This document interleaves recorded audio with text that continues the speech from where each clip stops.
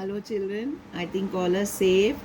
So in the last lesson we have learnt about the town mouse and the country mouse part 1. Okay, now today we are going to see the part 2. Before starting part 2, we will go through, that is we will recap about the part 1. So in that is the country mouse, where the town mouse will be ill and he goes to the doctor. So the doctor advised him for going outside for some days. So he will write a letter to his cousin saying that he want to come to his place, that is to the country. That is, in the last class I told country means village. So he wants to go to the village. So his cousin, he will welcome him, he will receive him, he will go to, that is the town mouse, as soon as he that is when during his travel he doesn't like the train because it was uncomfortable, क्योंकि उसको उसमें कोई सुविधा नहीं थी, air condition नहीं था उसमें. पर उसके बाद वो जैसे ही उतरता है उसको कोल्ड ड्रिंक्स चाहिए था जो उसके भाई ने उसको नहीं दिया. देन वो दोनों घर जाते हैं. घर जाने के बाद उसको भूख लगती है तो उसने खाने को मांगा तो वो क्या देता है, only sugar cane and roots. Okay, तो वो खाना भी उसको पसंद नहीं आता. Then he anyhow he will adjust with the dinner. फिर उसके बाद वो सोने के लिए बोलता है कि वो सोना चाहता है. तो उसने कंट्री माउस ने टाउन माउस को कहाँ सुलाया था, नीचे ज़मीन पर, जो टाउन माउस को नहीं पसंद आता. वो बोलता है कि उसको नीचे सोना पसंद नहीं है. फिर उसके बाद वो बोलता है कि तुम्हारी कंट्री, दैट इज़ कंट्री, इतना साइलेंस क्यों है. ओके, सो ये सारी चीज़ें उसको पसंद नहीं आती है और वो वापस अपनी प्लेस को एक ही दिन में चला जाता है. इमीडिएटली वो वहाँ से निकल जाता है. फिर नेक्स्ट पार्ट 2 में कंट्री माउस टाउन को आता है.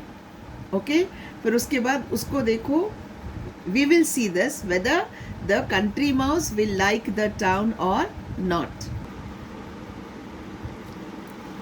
So now the country mouse, he came to the town. So when he comes to this town, first of all he'll be very surprised with the dreadful noise. जो traffic की इतनी आवाज़ें रहती है अपने पास.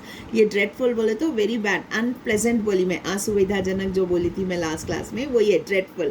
So उसको ये पूरी आवाज़ें और ये हर तरफ लाइट्स दिखते उसको. फिर उसके बाद उसको थोड़ा पानी चाहिए था. वो पानी मांगता है अपने भाई से. तो द टाउन माउस क्या करता है, उसको पानी के बदल ला के उसको कूल ड्रिंक्स देता, उसको लेमोनेड देता.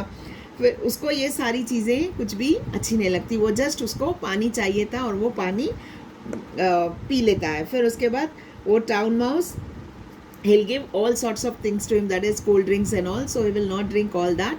So he'll say immediately, he'll say that मेरे को खाने के लिए कुछ चाहिए. तो वो टाउन माउस उसको कबर्ड में लेके जाता है. हर चीज़ एक कबर्ड में रहता है उसके पास. तो वो कबर्ड में जाता है. वो कबर्ड में क्या क्या रहते हैं, पूरे ईटेबल्स थिंग्स रहते हैं, जैसे ब्रेड है, जैम है, फ्रूट्स है, चॉकलेट्स है, चीज़ है, ये सारी चीज़ें वो कबर्ड में रहते हैं. So he keep all this things, all the food items will be in the cupboard. So जब भी वो लोग कबर्ड का डोर खोलते, वो घर में से कोई ना कोई आ जाता है, आवाज़ें आती है, उसको शोर आता, तो वो झट से दोनों वो कबर्ड में से अपने होल में आ जाते. तो ऐसा एक बार नहीं 3-4 बार हो जाता कि जब भी वो लोग खाने के लिए कुछ जाते, कोई ना कोई आ जाते, फिर उन लोग को वहाँ से भाग जाना पड़ता. तो ऐसे उन लोग को 3-4 बार खाने के लिए कुछ नहीं मिलता. तो ऐसे चोरी से भागने का वो देख के ये कंट्री माउस को गुस्सा आता है और वो बोलता है कि मेरे गांव में कोई सुविधा नहीं है, बट एटलीस्ट मैं वहाँ पे I can stay there, eat peacefully in my village. That is everything there is peaceful, there is no dreadful noise, there is no traffic. यानी खाने के लिए हर चीज़ वहाँ पे हमको जितना भी मिलता है हम सुकून से खाते हैं और वहाँ पे सुकून से रहते हैं. सो ये बोल के टाउन माउस क्या करता है, immediately, that is country mouse, immediately town छोड़ के वो अपने भाई को बोलता है कि मेरे को यहाँ पे नहीं रहना है, और वो वहाँ से अपने गांव चला जाता है. उसके बाद ये दोनों भाई एक दूसरे से कभी नहीं मिलते.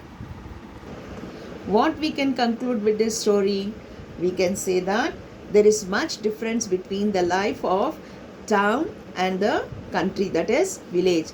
The village life is very peaceful.